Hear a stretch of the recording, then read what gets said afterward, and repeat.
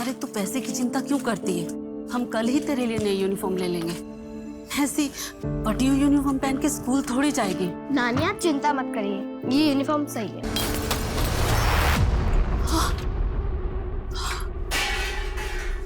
क्या कर रहा है सब तू? दिमाग खराब हो गया क्या तेरा? पैसे किधर है? मुझे पैसे चाहिए अभी के अभी। तेरे शराब के लिए फालतू पैसे नहीं है मेरे पास। उस मनुष्य पे खर्चा करने के लिए तेरे पास पैसा है और मेरे लिए नहीं है। मैं जा रहा हूं यहां से, चल।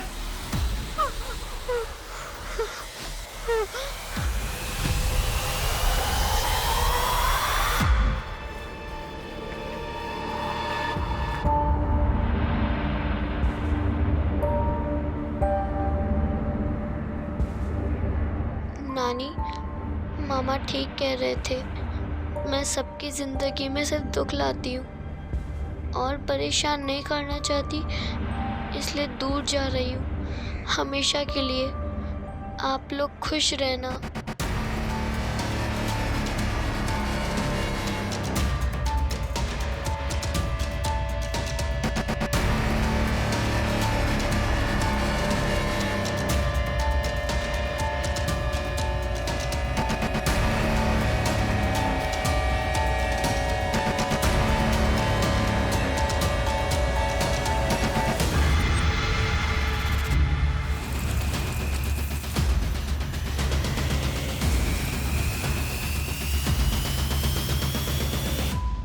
गुस्से में उठाया गया कोई भी कदम हमें अक्सर तबाही की ओर ले जाता है।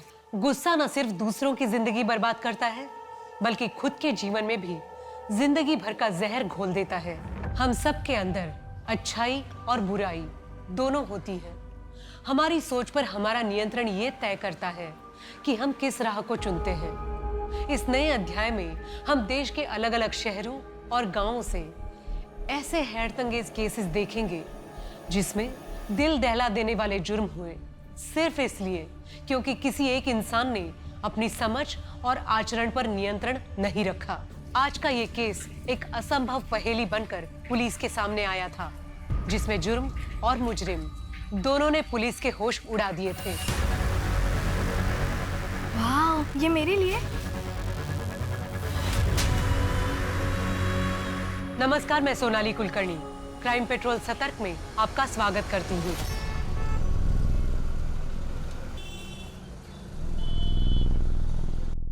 छह 628 साल पुरानी बात है। मांडवी के घने जंगलों में एक शक्तिशाली मायावी रहता था, जिसकी एकमात्र बेटी थी, जिसका नाम था कल्की। कल्की के नैन नक्श एकदम बदसूरत थे, एकदम। लोग अक्सर उसे देखकर डर जाते थे। कुछ तो उसे डायन का रूप मानते थे। कल्की अक्सर अपनी परछाई से बात करती थी। कल्की को ऐसा लगता था कि एकमात्र परछाई ही उसकी दोस्त है। एक बार मांडवी के राजकुमार सूर्यदीप अपनी मंगेतर प्रियमोदा के साथ जंगल की सैर पर निकले। अचानक कुछ लुटेरों ने उन पे हमला कर दिया। बहुत जद्दोजहद हुई राजकुमार में, बहुत।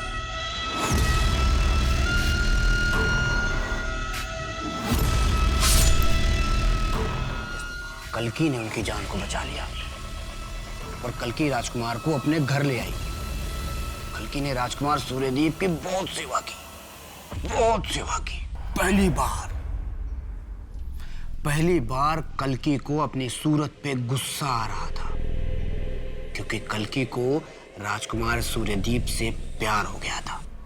कल्की के पिता मायावी ने अपने जीवन भर की तपस्या अपनी बेटी कल्की पर न्यौछावर कर दिया और कल्की को प्रियमवदा का रूप दे दिया। कल्की की परछाई कल्की से एकदम नाखुश थी, एकदम नाखुश। और क्या हुआ? क्या आप भी फिर से कल्की की कहानी लेकर बैठ गए? ये क्या नया शौक चढ़ा है आपको? डेली एक ही कहानी लेकर बैठ जाते हैं। होटल जाने में देरी नहीं हो रही? जा रहा हूँ। और चंदन जगन, तुम दोनों, तुम्हारे सारे काम खत्म हो गए हैं, आराम से बैठ के कहानी सुन रहे हो। चलो जाओ। जी मैम, जा रहे हैं। और आप भी उठिए, गीजर ऑन कर दिया मैंने, चलिए। चलो लीजिए। Oh thank you. आज मैं थोड़ा जल्दी आने की कोशिश करूंगा। कार्तिक, नमित का कॉल आया था, वो आज लद्दाख ट्रिप से वापस आ रहा है। तो फाइनली उसको फुर्सत मिल गई। कोविड और लॉकडाउन के चक्कर में होटल का धंधा आधे से कम हो गया था। अभी जब धंधा स्टार्ट हुआ था तो वो दोस्तों के साथ ट्रिप पे निकल गया, वो भी होटल के अकाउंट से पैसे लेकर। कार्तिक, इतना भी क्या, भतीजा है आपका। आज तुम नहीं समझोगी, पिछली बार भी मैंने उसको कुछ नहीं बोला था, लेकिन उसकी लापरवाही बढ़ती जा रही है। अच्छा आप रहने दीजिए। अदिति तुम बीच में मत बोलो, ये मैं हैंडल कर लूंगा। अच्छा मैं निकल रहा हूँ, मैं तुमको लाइव लोकेशन भेज दूँ।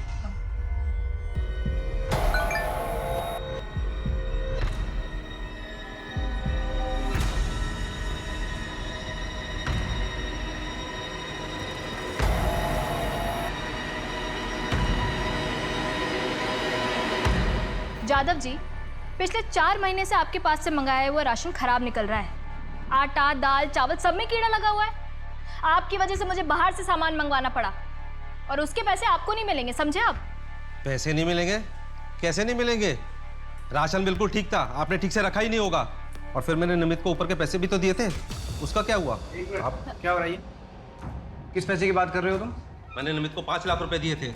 उसने मुझे भरोसा दिलाया था कि इस होटल में आगे का पूरा राशन का कॉन्ट्रैक्ट तुम्हारा ही रहेगा। नमित कौन होता डील करने वाला? होटल मेरा है और मैं ये डील कैंसिल कर रहा हूँ। निकलो यहाँ से। मेरी 5 लाख का क्या होगा? होटल एसोसिएशन की मीटिंग में बताऊंगा सबको कि तुम कैसे एम्प्लॉय को घूस दे के अपना काम निकलवाते हो। फिर देखता हूँ कौन करता है डील तुम्हारे साथ। नमित वापस आया तो बोलना आके मिले मुझे, और तुम मेरे केबिन में आओ। काजल ये फाइल अच्छे से पढ़ लो। आज से नमित का पूरा काम तुम संभालोगी और उम्मीद करता हूँ कि तुम मेरा भरोसा नहीं तोड़ोगी। बिल्कुल नहीं कार्तिक। तुम्हें पता है आज मैं कितना खुश हूँ। अब हमें साथ रहने के और भी ज्यादा मौके मिल जाएंगे। What? काजल तुम गलत समझ रही हो। पहले भी तो हम साथ में कितना खुश थे। देखो काजल, पहले जो कुछ भी हुआ वो मेरी गलती थी, लेकिन अब मैं बिल्कुल बदल गया हूं। अब मैं उसे धोखा नहीं दे सकता। पर Kartik, I still love you. Kajal please you can go now.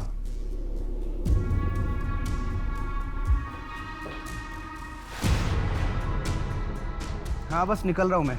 Traffic नहीं हुआ तो 20-25 मिनट पहुंच जाऊंगा। हाँ ठीक है, मैं डिनर गर्म कर लेती हूँ। हाँ ठीक है, लाइव लोकेशन भेजता हूँ मैं तुमको।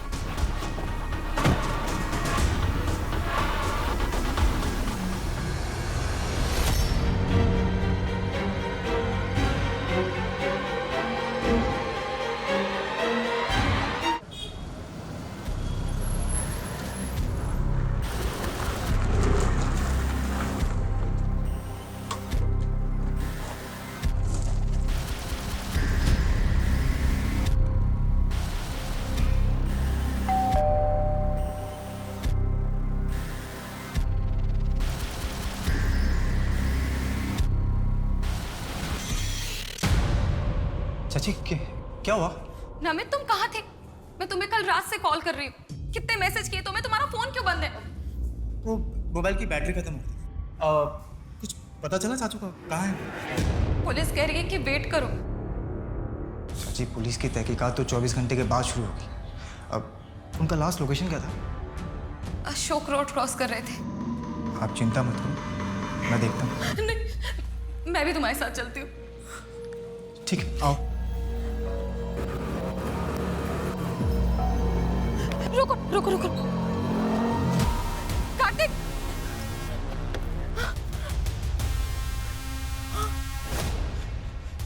क्या हुआ? फोन बंद है। कार्तिक, चाचू! कार्तिक, चाचू! कार्तिक!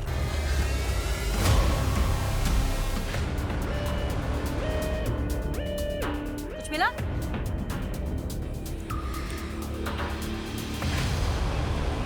शर्मा देखो तो क्या है।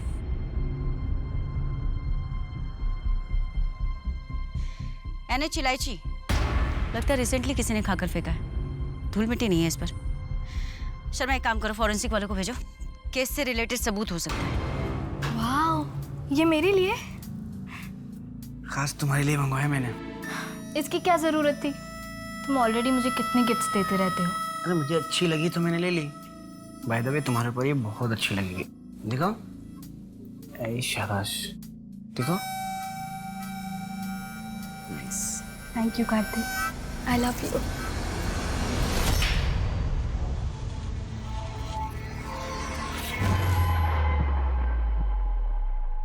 अरे अर्चित, कब तक सोएगा रे तू? चल जल्दी उठ, तुझे मिश्रा जी से मिलने जाना था ना। कितना मुश्किल से तेरा नौकरी का बात किया, अब उठ भी, जल्दी जा। क्यों दिमाग खराब कर रही है बुढ़िया? जा सोने दे। और तेरी वो 2 टके की छोटी मोटी नौकरी नहीं करनी मुझे। कुछ बड़ा करने वाला हूँ मैं। सुबह सुबह दिमाग खराब करती है बुढ़िया। अरे जिया, तू आ गई। चल मैं तेरे लिए नाश्ता लगा देती हूँ। नानी, आप रोइए मत। जब मैं बड़ी हो जाऊंगी ना, मैं सब संभालूंगी, आप चिंता मत करिए।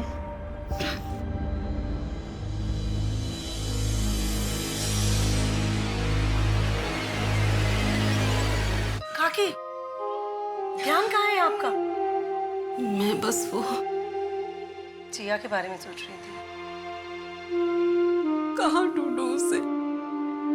पुलिस भी कुछ नहीं कर रही है। शायद पुलिस को जो लग रहा है कि जिया खुद से कहीं गई है, वो सही है। उसने खत भी तो लिखा था ना। पर बच्ची है, कहीं भी है तो ढूंढना तो होगा ना। हिम्मत रखिए काकी। अरे वो मेरी चाय बन गई?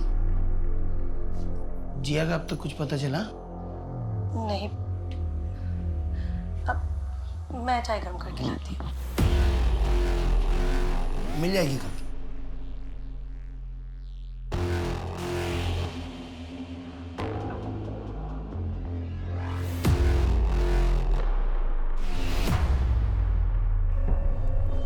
हाँ मैं भी, हाँ ठीक है, मैं भेजता हूँ।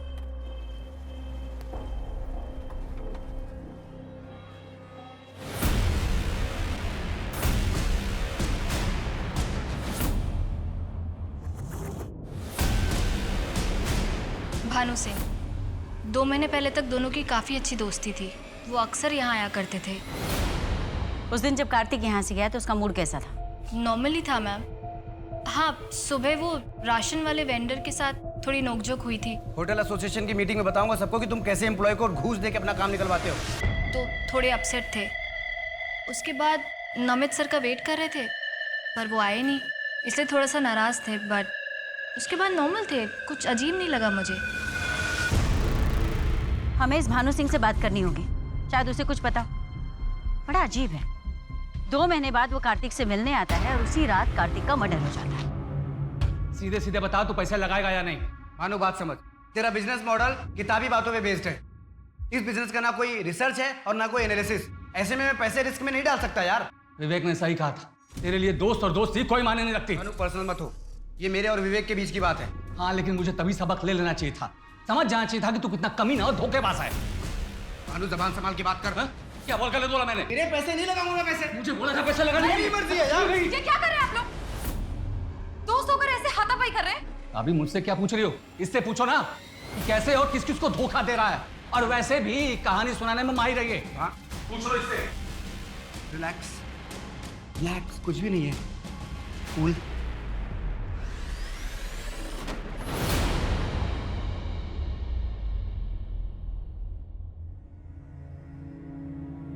अरे माँ, आओ आओ आओ आओ, ये देख मैं तेरे लिए क्या लाया। इतने पैसे कहाँ से आए तेरे पास? अरे माँ, ये समझ ले तेरे बेटे को बहुत बड़ी लॉटरी लग गई है। लॉटरी? कैसी लॉटरी? अरे माँ, अब ये समझ ले कि तेरा बेटा बहुत बड़ा आदमी बनने वाला है। अब खड़े खड़े सब कहानी सुनेगी क्या? मुझे भूख लगी है, कुछ अच्छा सा खिला दे। चल मैं फ्रेश होके आता हूँ।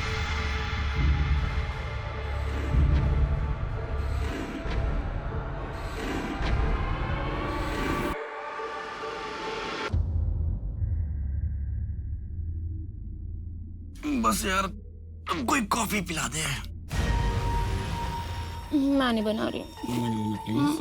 यार तुम्हारे किचन में मुझे समझ में नहीं आता। फ्रिज के अंदर दूध रखा है और ऊपर कॉफी रखी है, जाके बना लो, मैं नहीं बनाऊँ। ठीक है मैडम, कोई बात नहीं। मैं आपके लिए कॉफी बनाता हूँ।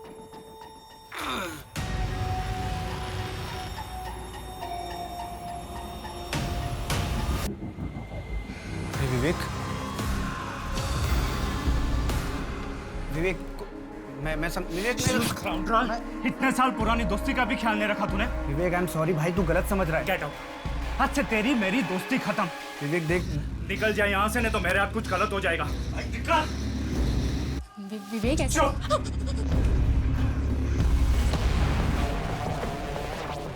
विवेक जल्दी करो, फ्लाइट मिस हो जाएगी। विवेक, हाँ क्या हुआ? कुछ नहीं, चल।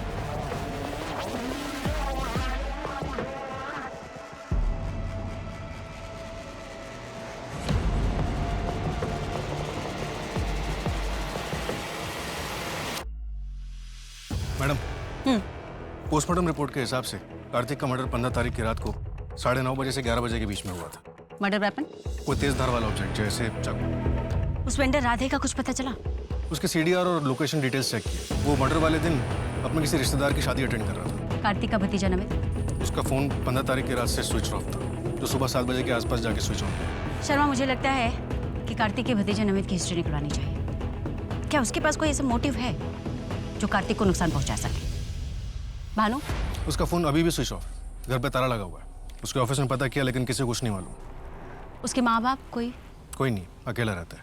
वैसे पता चला कि कार्तिक के 2 काफी करीबी दोस्त थे, विवेक और भानु। विवेक की वाइफ के साथ कार्तिक का अफेयर था, जो विवेक को 1 साल पहले पता चला और उसने दोस्ती तोड़ ली। इस विवेक के पास मोटिव है। लेकिन मैडम 1 साल तक क्यों रुकेगा? वैसे बात हुई है उससे, वो मुंबई में कोई कॉन्फ्रेंस अटेंड कर रहा है अपनी वाइफ नैना के साथ। 1-2 दिन में आ जाएगा, तब बात करेगा। एक काम करते हैं, बाय द टाइम हम कार्तिक की बीवी अदिति से बात करते हैं। मुझे लगता है उसे पता होगा इस अफेयर के बारे में। अब आपके सामने पेश है राजकुमार सूर्यदीप और राजकुमारी प्रियंवदा।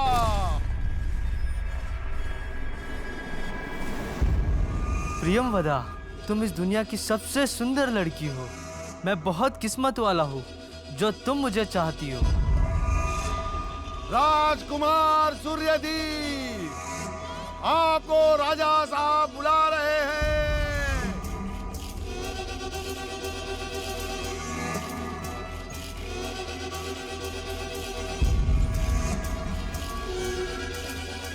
नहीं, ये सब एक धोखा है, ये सब एक झूठ है।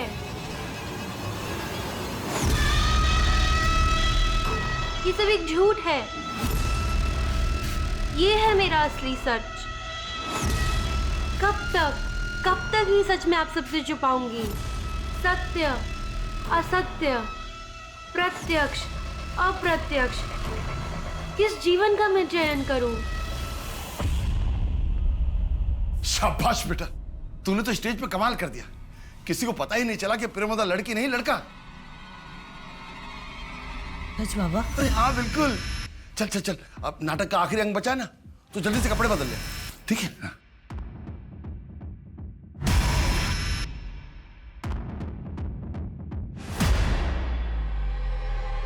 ये सब धोखा है, ये तू नहीं है। कैसा धोखा? मुझे सब सच में पसंद है। तुझे पसंद है तेरे बाबा को? मुझे इस नए रंग में इतना भी मत रंग कि मैं भी तुझसे दूर हो जाऊं।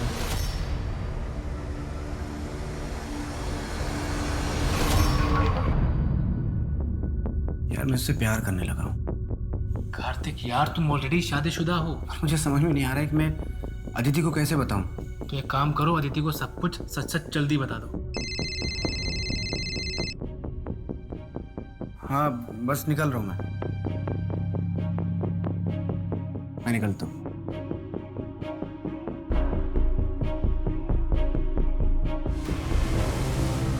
मुझे पता था कि कार्तिक का नैना के साथ अफेयर था, लेकिन ये 1 साल पुरानी बात है। विवेक ने कार्तिक से सारे नाते तोड़ दिए थे और तुमने उसे माफ कर दिया। कार्तिक अपने किए पे बहुत पछता रहे थे, इसलिए मैंने भी सोचा कि अपनी शादी को एक और मौका देना चाहिए। मैं पूरा भरोसा नहीं कर पा रही थी, लेकिन हम दोनों कोशिश कर रहे थे। नैना के बाद कार्तिक का कोई और अफेयर वगैरह?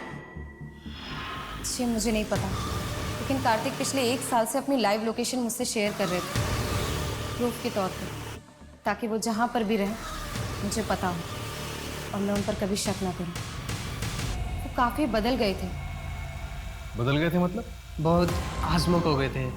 हर सुबह बैठकर हम दोनों को कल्कि की कहानियाँ सुनाते रहे। कहाँ पढ़ी थी? कोई बुक, ब्लॉग?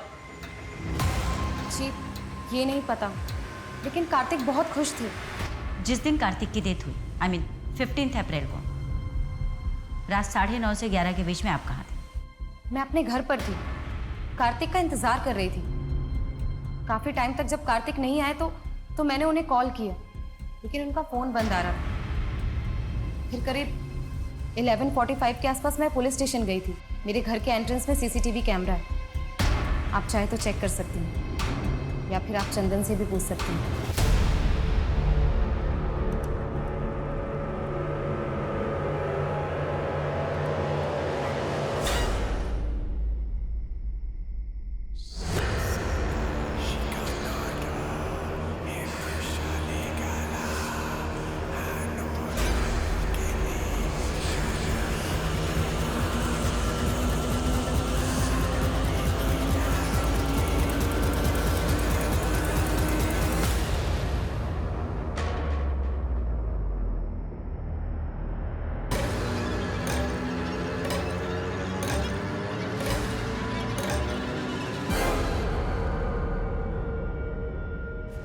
बॉडी को तुरंत भेजो पोस्टमार्टम के लिए और इस एरिया को अच्छे से छानबीन करो। सर, बच्चे के डेड बॉडी के पास ये काले मोती भी मिले हैं। किलर के हो सकते हैं, जिया को मारते समय छीना झपटी में गिर गए होंगे। उसमें कोई मार्किंग या लोगो हो सकता है। इसको फॉरेंसिक के लिए भेजो। जी सर। ताकि पता चले कि किस बनाने वाले का है या दुकानदार का है। जी सर।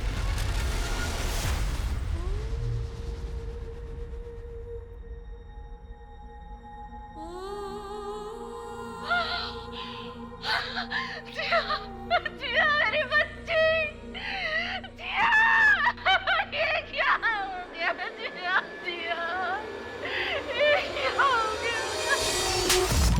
क्या मतलब है नाटक नहीं करो? बाबा, मुझे लड़कियों के कपड़े नहीं पहनना, सब लोग चिढ़ाएंगे मुझे। बेटा, तू सबसे सुंदर प्रेमवदा है, तुझसे अच्छा कोई नहीं कर सकता। बाबा, मैं सूर्यदीप बन जाऊं? नहीं, तू प्रेमवदा ही बनेगा। ये मेरा आखिरी फैसला है। जल्दी बाहर आ जा। खाना ऑर्डर किया है, खा लो। मुझे भूख नहीं है नमित। ऐसे तो आपकी तबीयत खराब हो जाएगी। सच बताओ, क्या कार्तिक को तुमने? क्या? ये आप क्या बोल रहे हैं? जिस रात उनका मर्डर हुआ, तुम कहाँ थे?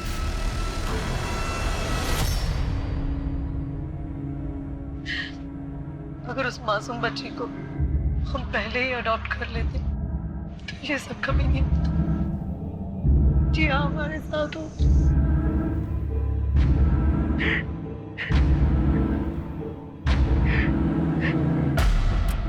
मैडम, कार्तिक का भतीजा नमित, उसके बारे में एक इन्फॉर्मेशन मिली है। ये एक हैबिचुअल जुआरी है, सट्टेबाजी, जुआ, ये उसकी कमजोरी है। उसके ऊपर काफी उधारी भी है। हर थर्सडे को वो एक इलीगल बेटिंग पार्लर में जाता है, जो विजयनगर में। ये अशोक रोड वाले जंगल के बगल में है ना, जहाँ से हमें कार्तिक की डेड बॉडी मिली थी? Right madam.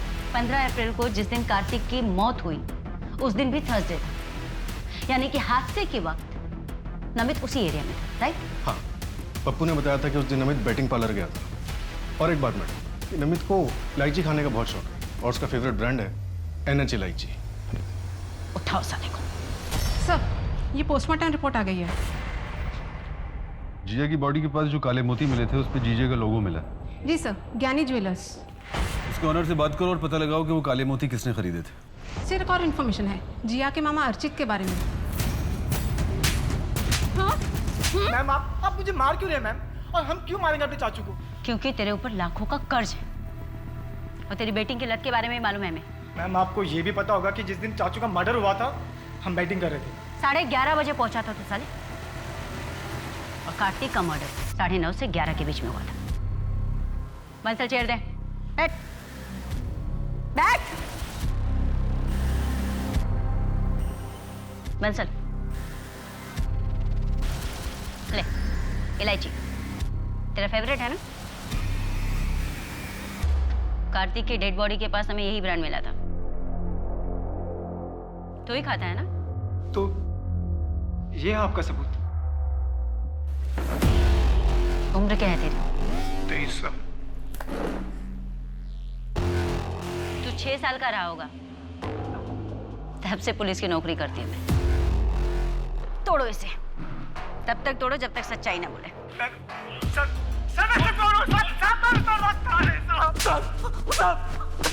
बस कीजिए साहब, मैंने बोलता है मैंने कुछ नहीं किया है साहब। आज ही तेरे दोस्त को औरतों की तस्करी के रैकेट में अरेस्ट किया है। पिछले 2 हफ्ते से तुम दोनों के बीच में कुछ ज्यादा ही बातचीत चल रही थी और अचानक जिया गायब हो गई और तू अमीर हो गया। हाँ? कहीं तूने जिया को बेच तो नहीं दिया उसके हाथों? नहीं साहब, मैंने तो बस जिया की माँ के गहने बेचे थे। और अगर आपको सवाल करनी है ना तो उन लोग से कीजिएगा जो जिया को गोद लेना चाहते थे। हाथ धो के पीछे पड़े थे साहब मेरी माँ के, जिया को गोद लेने के लिए। मैंने कुछ नहीं किया है साहब। हाँ हाँ बेटा, आई एम सो सॉरी। पापा है ना, पापा आपको होमवर्क करवा देंगे। पक्का पक्का संडे को मम्मा आपके और पापा के साथ गार्डन जाएंगे, promise. Bye bye, love you. Okay Pari, love you बेटा, बाय। बच्चे भी ना। मैडम ये फॉरेंसिक टीम को कार के मैट के नीचे से ज्वेलरी मिली है। अदिति से बात हुई लेकिन ये उसका नहीं है। नहीं, अदिति की हो भी नहीं सकती क्योंकि वो बहुत फाइन ज्वेलरी पहनती है, डेलीकेट से पीसेस होते हैं। ये तो इसके लोगों से पता करवाते हैं। ये काले मोती गानी ज्वेलर्स के यहाँ से ही खरीदे गए थे। खरीदे किसने थे, कुछ पता चला? नहीं सर, बहुत कॉमन है। ज्वेलर से कहो हमें सारे रिकॉर्ड चेक करके बताएं इमीडिएटली।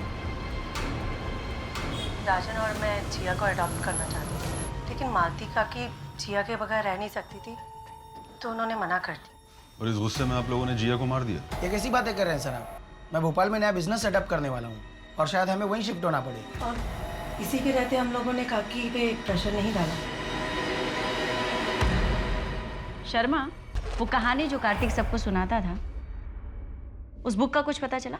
नहीं मैडम, पर उस कहानी का हमारे किससे क्या लेना देना? पता नहीं, मुझे लगता है कि हमें वो कहानी जाननी चाहिए।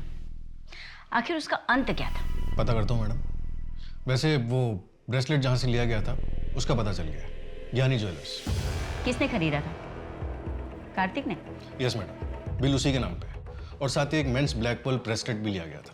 एक विमेंस ब्रेसलेट जो उसकी बीवी के लिए नहीं था, साथ में एक मेंस ब्रेसलेट भी। किसके लिए खरीदा होगा? और एक बात, शॉप के ओनर ने बताया कि उसे किसी दूसरे पुलिस स्टेशन से भी फोन आया था इन्हीं काले मोतियों के बारे में पता करने के लिए। इंस्पेक्टर का नाम? बस कर यार, तुझे ऐसे स्माइल करते देख मुझे अजीब सा लग रहा है। वैसे भानु तुझे देख के अच्छा लगा? और बस सिर्फ ये देखना है इस बार अदिति भाभी को किसके लिए धोखा दे रहा है। तू भी नहीं यार।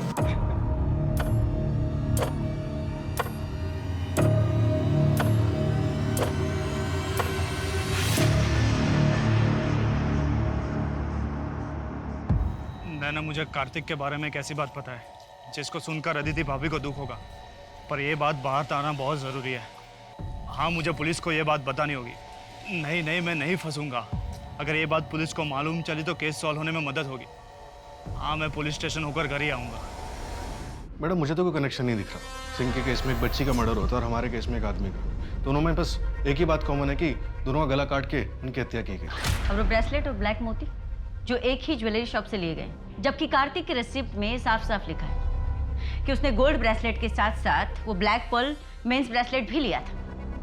बिल्कुल हो सकता है मैडम कि जो पल हमें जिया मर्डर केस के सीन पर मिला है वो उसी ब्रेसलेट का हो सकता है जो कार्तिक ने खरीदा था। एक बार ऐसे भी जिसने ज्ञानी ज्वेलर से थोक में ब्लैक पर्ल्स खरीदे थे और लोकल मार्केट में बेच दिए, उसकी तो पुलिस भी नहीं मिलेगी। तो अगर हम लोकल मार्केट के आसपास के एरिया में पता लगाने की कोशिश करें तो? बिल्कुल कर सकते हैं मैडम। मैडम, आज संडे है और 3 बजे आपको अपनी बेटी के साथ बाहर जाना। थैंक यू शर्मा, तुमने बचा लिया, वरना परी आज मुझे। Hello, what? ठीक है, हम पहुंचते हैं। एक और मर्डर हुआ है। विवेक ने अपनी वाइफ नैना से लास्ट कहा था कि वो कार्तिक के मर्डर के बारे में पुलिस को कुछ बताना चाहता है। पर ऐसा क्या है जिसकी वजह से इसे मार दिया गया? कार्तिक के साथ वो औरत कौन थी? अगर वो सच में कार्तिक से प्यार करती थी तो वो अब तक सामने क्यों नहीं आई थी? इन मर्डर्स के पीछे का सच क्या था? क्या विवेक आखिरी विक्टिम था या और भी जुर्म होने बाकी थे? नैना अपने पति के बारे में कुछ बता सकती हो? मैम वो बहुत ही अच्छे इंसान थे, बस थोड़ा अविश्वासी थे। जादू टोना तंत्र विद्या इन सब में विश्वास करते थे। कभी कभी तो उनकी अजीब हरकतें देखकर मुझे उनसे डर ही लग जाता था। क्या विवेक के पास कोई ब्लैक पर्ल की ब्रेसलेट थी? पता नहीं, मैंने कभी देखा तो नहीं। तुम्हारे और कार्तिक के बीच अफेयर खत्म हो चुका था? उस दिन के बाद ना मैं उससे कभी मिली और ना मैंने उससे कभी बात की। मैं भी कितनी बड़ी बेवकूफ़ थी। कॉलेज के टाइम से उसे पसंद करती थी, लेकिन उसे जानवी के अलावा कुछ दिखता ही नहीं था। जानवी के इंदौर वापस आने के बाद से ना उन लोगों में फिर से बातचीत शुरू हो गई थी। जानवी कौन है? फिरोजा, यू चीटर, साले धोखेबाज कहीं के। तुम्हें क्या लगा कि तुम मुझे अचानक यूज करके ऐसे छोड़ दोगे और मैं खड़ी खड़ी देखती रहूंगी? मैं तुम्हें छोड़ूंगी नहीं। तुम अपने आप को समझते क्या हो Kartik? Janvi, I am sorry, मैं तुमको लाइक नहीं करता हूँ। अच्छा, 2 साल से मजाक कर रहा था क्या? हाँ, तो अभी याद आया कि मैं तुम्हें पसंद नहीं करती हूँ। हाँ, मैं कार्तिक से बहुत ज्यादा गुस्सा थी, लेकिन 10 साल पहले। और मैम, अगर आप मेरी जगह होती तो शायद वही फील करती। जब आपको ये पता चलता कि जो 2 साल से आपका बॉयफ्रेंड है वो आपको नहीं, आपके बेस्ट फ्रेंड को लाइक करता है। Best friend? यू मीन नैना? नहीं, नैना नहीं। नैना नहीं तो और कौन? अजय सिंह। व्हाट? तुम्हारा मतलब है कार्तिक लड़कों में भी इंटरेस्टेड था? उसने मुझे बताया था वो बाइसेक्सुअल था, लड़कों को भी पसंद करता था। क्या अदिति जानती थी कि कार्तिक लड़कों में भी इंटरेस्ट रखता है? हाँ मैम।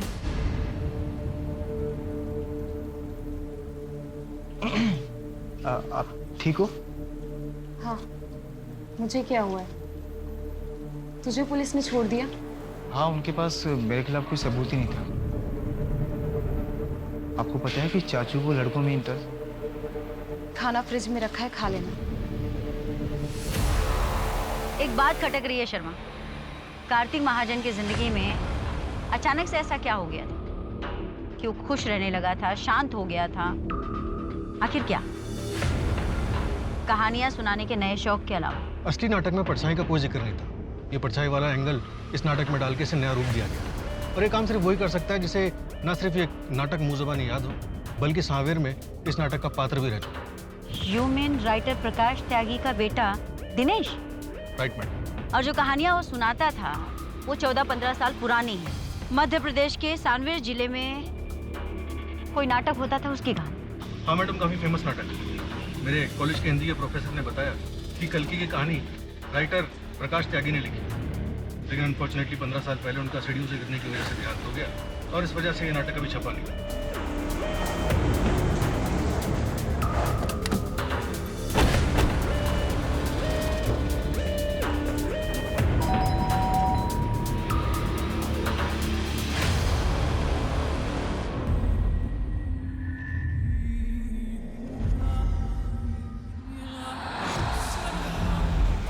नमस्ते।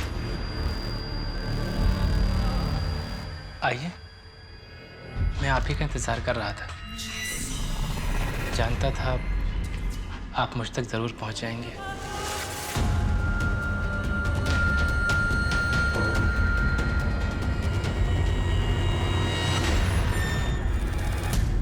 Thank you.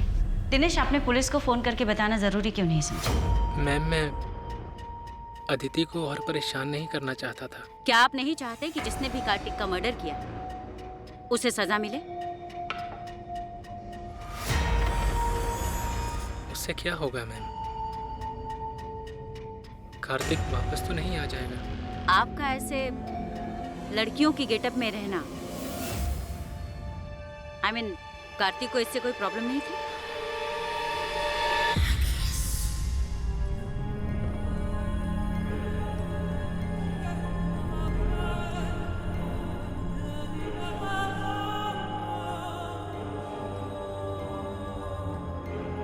कार्तिक यही मेरा असल रूप है, मेरा सच है। मैं खुद को ऐसे ही देखता हूँ और पूरी जिंदगी ऐसे ही जीना चाहता हूँ। अगर तुम मुझे एक्सेप्ट नहीं कर सकते हो तो it's okay. I love you Dinesh. तुम जैसे भी हो मेरे लिए दुनिया के सबसे खूबसूरत इंसान हो तुम।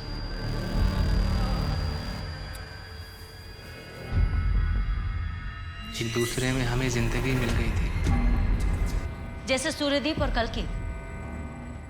आप जानते हैं इस नाटक के बारे में?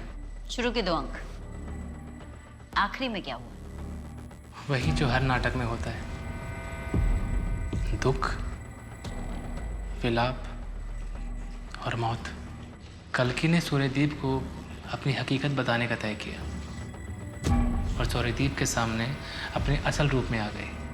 कल्कि का कुरूप देखकर सूर्यदीप ने कल्कि को जान से मार दिया। घायल कल्कि जमीन पर पड़ी हुई थी। तभी कल्कि की परछाई उसके सामने प्रकट हुई। कल्कि को उसके असल रूप में देखकर उसकी परछाई उसमें समा गई। इस तरह कल्कि को दोनों मिल गए, उसकी परछाई भी और सूर्यदीप के साथ बिताए कुछ पलों की खुशी भी। जिस तरह कुछ खुशी के पल मुझे मिले कार्तिक के साथ।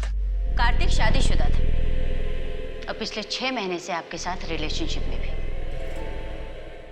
ये बात उसने अपनी पत्नी को नहीं बताई। आपको इस बात से कभी कोई आपत्ति नहीं? I mean, इस तरह के रिश्ते और ये दोहरी जिंदगी बहुत ही घातक होते हैं। मैंने कार्तिक को नहीं मारा है। अगर आपके सवाल खत्म हो गए तो प्लीज आप जा सकती हैं। 15 अप्रैल रात 9 बजे से 11 बजे के बीच में आप कहाँ थे? नाट्य कला केंद्र में कन्वेंशन था। मैं पूरी शाम वहीं था। रात 12 बजे के बाद घर लौटा हूँ। आप चाहें तो वहाँ मौजूद लोगों से पूछताछ कर सकते हैं।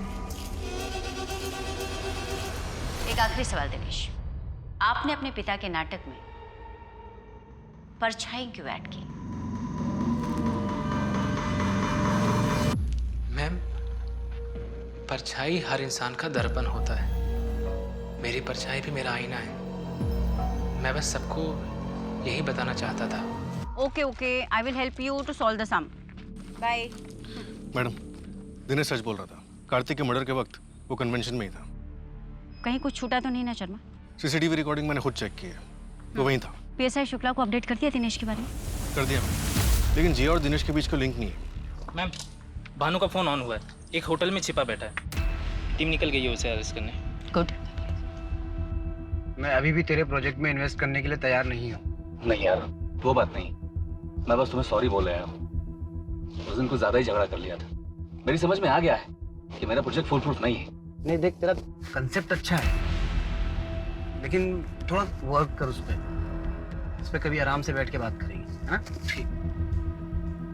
अच्छा सुन, मुझे थोड़ा दिनेश से मिलना है। मैं तुझे बाद में बात करता हूँ।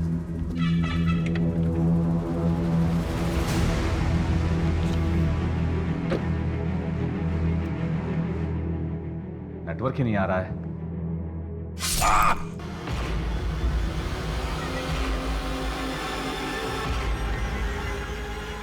उसके बाद मैंने एक बार भी पीछे मुड़कर नहीं देखा। बहुत ज्यादा डर गया था। जो पहला होटल दिखा उसी में चेक इन कर लिया और फोन स्विच ऑफ कर दिया। आखिर कौन विश्वास करेगा मेरी बातों का? सही सोचा तूने। तेरी किसी कहानी पे हमें जरा सा भी भरोसा नहीं। तेरी सारी कहानी झूठी है। हमारे पास वीडियो प्रूफ है कि कार्तिक के मर्डर के वक्त दिनेश कहीं और था। नहीं, मैं सच बोल रहा हूँ। मैंने उसे अपनी आंखों से देखा है। वो आदमी जिसने कार्तिक का गला काटा, उसका खून पिया, वो दिनेश ही था, कोई और नहीं था। मैं उससे पहले मिल चुका हूँ विवेक के साथ। मुझे तो लगता है कि विवेक को भी उसी ने मारा है। वो मुझे मार डालेगा। आप मुझे बचा लीजिए। चुप कर। कहानियां बनाना बंद कर। साला जिसे देखो एक नई कहानी बनाना शुरू कर देता है। शर्मा, इसे कस्टडी में रहने दो, इसका डीएनए करवाओ। हाँ मैडम, मुझे यही रहने दीजिए। मैं बाहर निकलूंगा वो मुझे मार देगा। मैं जेल में सेफ हूँ मैडम, मुझे यही रहने दीजिए प्लीज। मुझे यही रहने दीजिए। कि भानु खुद जेल में ही बने रहना चाहता है। अगर इसने मर्डर किया होता तो डेफिनेटली कन्फेस कर देता। मैडम, मैं बता रहा हूँ आपको, ये नाटक कर रहा है। दिनेश इजी टारगेट है। अगर हमारे पास वीडियो प्रूफ नहीं होता तो हम भी उसकी बातों में आ जाते हैं। बात तो सही कह रहे हो तुम। एक ही वक्त पे एक बंदा दो जगह तो नहीं हो सकता।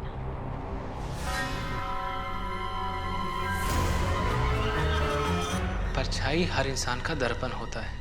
मेरी परछाई भी मेरा आईना है। शर्मा चलो।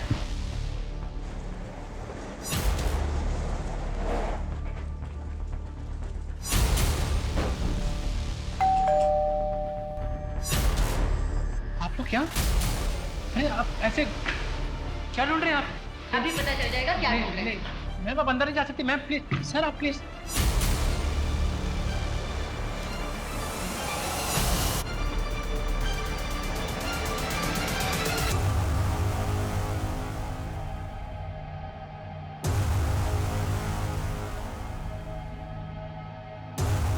इस नए रंग में इतना भी मत रंग कि मैं भी तुझसे दूर हो जाऊं।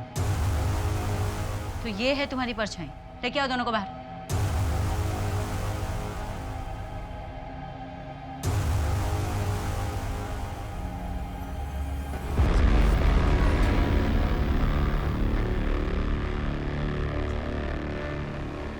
मैंने ब्रेसलेट मिला है, इसे कबाड़ में छिपा के रखा है। इसे तो ढूंढ रहे थे हम लोग। Black pearls bracelet. मितेश, पर ये ब्रेसलेट तो कार्तिक ने तुम्हें दिया था। पुलिस क्यों ढूंढ रही है? मितेश कार्तिक को जानता था? जी मैम, मितेश ने ही मुझे कार्तिक से मिलवाया था। मितेश कार्तिक का दोस्त है और उसका किलर भी। ले चलो इसे। बोल तो रहा हूं नहीं निकलूंगा बाहर, और पकड़ा भी गया ना तो कुछ बोलूंगा नहीं।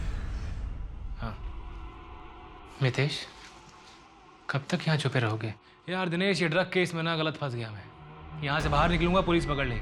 देख, कुछ दिन की बात और है, जैसे ही पैसे इकट्ठा हो जाएगा ना, हम दोनों यहाँ से कहीं दूर चलेंगे। अब वैसे भी मेरे लिए यहाँ कुछ बचा नहीं है।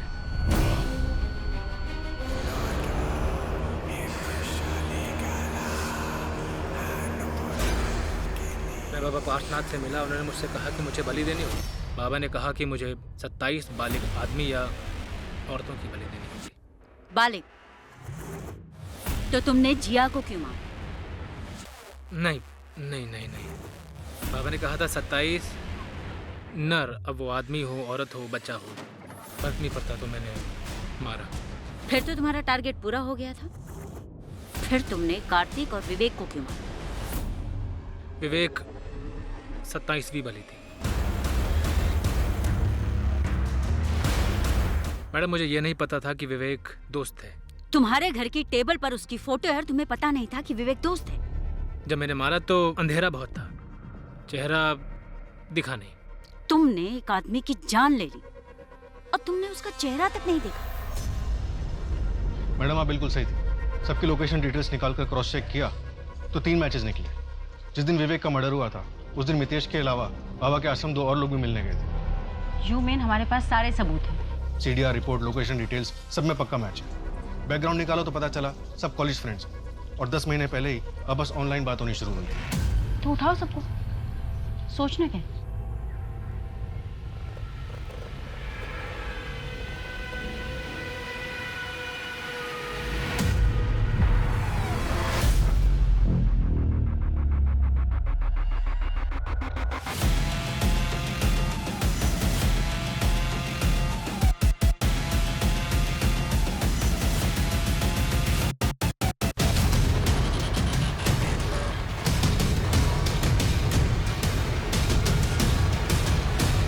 कार्तिक बाबा पार्थनाथ का भक्त था।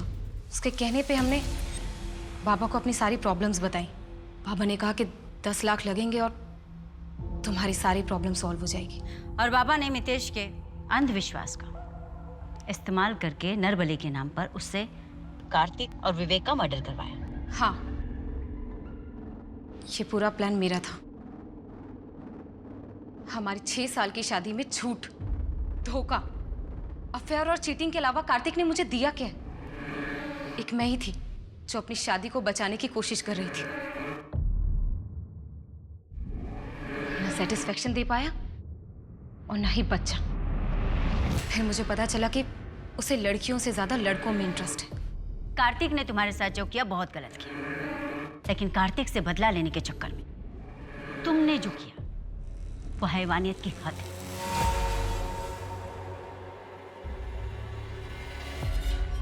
मेरी पहचान, मेरा पहनावा, मितेश जिसे तुम बीमारी समझते हो, इसी पहनावे का इस्तेमाल तुमने भी किया है अपने घटिया मंसूबों को अंजाम देने के लिए। पूरी दुनिया, कानून सब मुझे अपना चुके हैं, एक तुम ही हो जो मुझे अपना नहीं पाए। मितेश, बीमार मैं नहीं हूं, तुम हो बीमार। काफी लंबी तफ्तीश के बाद बाबा पार्थनाथ की चौंका देने वाली सच्चाई सामने आ चुकी थी। अदिति और राजन की तरह और भी लोगों से उनकी जिंदगी का कांटा हटाने के नाम पर पैसे लेते थे और मितेश से नरबली के नाम पर ये खून करवाते थे। ऐसे केसेस के बारे में सुन के लगता है कि लोगों ने तकनीकी उपलब्धियों को तो अपना लिया है, लेकिन कहीं ना कहीं पुरानी सोच के दायरे के पार नहीं देख पा रहे हैं। ये बात समझनी और दूसरों को समझानी होगी कि हर इंसान को उसके मन मुताबिक जिंदगी जीने का पूरा हक है। ये बदलाव प्रगति की ओर सच्चा कदम होगा। इसी के साथ मैं सोनाली कुलकर्णी आपसे विदा लेती हूँ। फिर होगी आपसे मुलाकात एक नए केस के साथ क्राइम पेट्रोल सतर्क में। तब तक अपना और अपने परिवार का ख्याल रखिए। आप जानते हैं हम सब एक मुश्किल दौर से गुजर रहे हैं। कृपया मास्क पहने, सैनिटाइजर का इस्तेमाल करें और उचित दूरी बनाए रखिए। देखते रहिए क्राइम पेट्रोल सतर्क। जय हिंद।